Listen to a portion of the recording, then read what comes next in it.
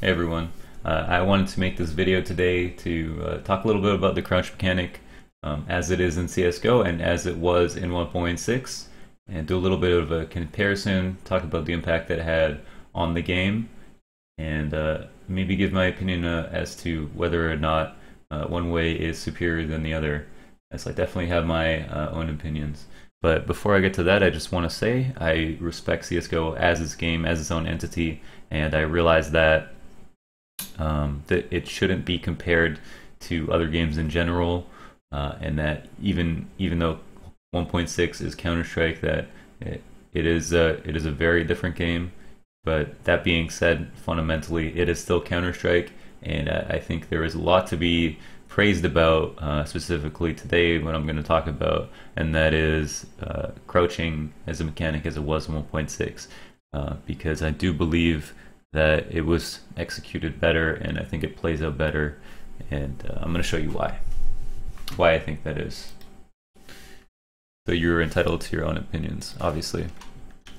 So I've set up the game in third person mode. I have both games open, and I'm going to show you, even though you already know what it's like to crouch in CSGO, and that's simply you crouch and your model instantly moves down, your crosshair instantly moves down.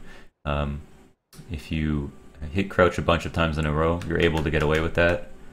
And at a certain point, stamina kicks in, the stamina system that is implemented in CSGO, and that slows you down. So you wait a little bit, shake your legs, get the fluids out, and then you're able to spam again, and it'll start to slow you down. So you're only able to spam a few times, and then all of a sudden you're kind of unable to do that because the lactic acid is built up in your legs. Now if we take a look at 1.6, if you want to crouch, you have to commit to holding your crouch key for a little bit over of a second to actually get to a crouching position, whether it be with your model or your crosshair. As you see, your crosshair depresses and then your model follows up. If you want to hit crouch multiple times at the same speed, this is what happens. You get in the kind of popping action where you're actually mid-air, and if you bind your crouch to mouse wheel up as people did in 1.6, you're able to just do a little pop, and this your model is actually in the air because you could use this to step onto slightly higher platforms if you wanted to, so it gives you a little bit of a pop.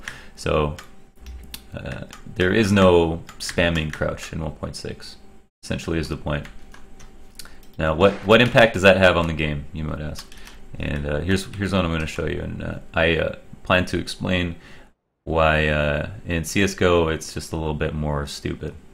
Why it's a little bit more stupid the way crouching works, and how you're able to spam it. So if I wanted to crouch and shoot, or if I wanted to, so I'll just show you crouching and then shooting. I can be accurate crouching and shooting. I crouch 2 or 3 times within that. If I wanted to spam crouch, just gonna shake the stamina away. That doesn't actually do anything jumping. But if I wanted to spam crouch and fire a 30 bullet clip, I'm able to do so and maintain my spray pattern, and keep going with my recoil control. Now if I want to do that in 1.6, just even crouch twice, for example, within a 30 bullet spray, this is what would happen. If I wanted to crouch a single time, now I was trying to crouch at the same speed that I was in Go, obviously that's not possible. If I wanted to crouch a single time, I'm able to do that. If I wanted to crouch a second time within a spray, no. That's when it's not going to let you do that. If I wanted to crouch multiple times, there's absolutely no way I'm able to be accurate. So there is the very, I think, classic example of the abusive crouch spamming in Go, and that's if you're on a plat, someone's crossing cat, and you want to shoot at them from the boxes, but you kind of want to min-max the engagement, show yourself as little as possible while also trying to take as many shots as possible, and you're able to do that. You can make your model disappear instantly and take shots and be accurate the entire time.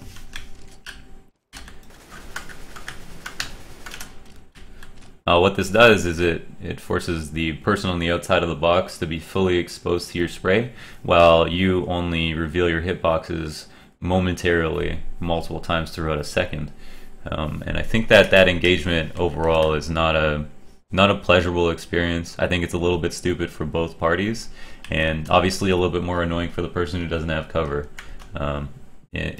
Whereas in 1.6, if you wanted to hide behind cover, then you could do that, but you're either hiding behind cover or you're not.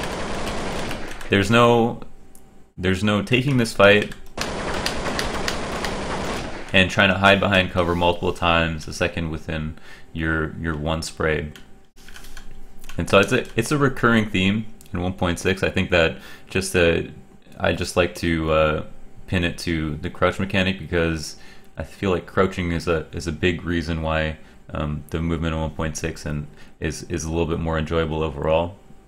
It's kind of like that underrated thing that people might not consider to be responsible for such an assertion, but it definitely does have an impact. And so start on the way the game plays out. And I think that what this enables a player to do, or what this encourages a player to do, is crouch spam, which I think it looks stupid, it feels stupid, and it's not fun for both parties. I think it kind of makes it feel like it's a little bit, you're kind of rolling the dice as a person who's crouching, but also likely to come out on the better side of the engagement. And for the person that's shooting you, it's simply annoying, it simply looks dumb, and it doesn't look like it takes skill, and that's actually the case. So I think the most important thing to point out, and why I think it was better the way it was executed in 1.6, is because in 1.6 you're forced to take, you're fully accountable for the fact that you're peeking and taking an engagement with someone, and you are forced to commit to that engagement. And if you lose that engagement, it's because you missed your shot.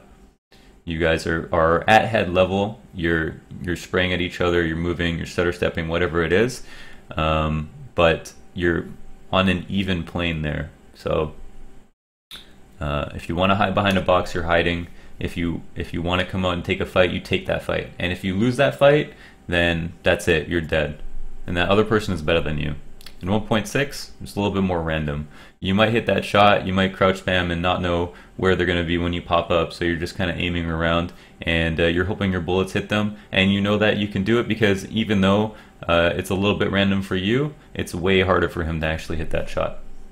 So that's about it. That's just a little bit of it's just something that grinds my gears, I think, about Go, and something I wanted to point out to those of you who haven't had the experience to play 1.6.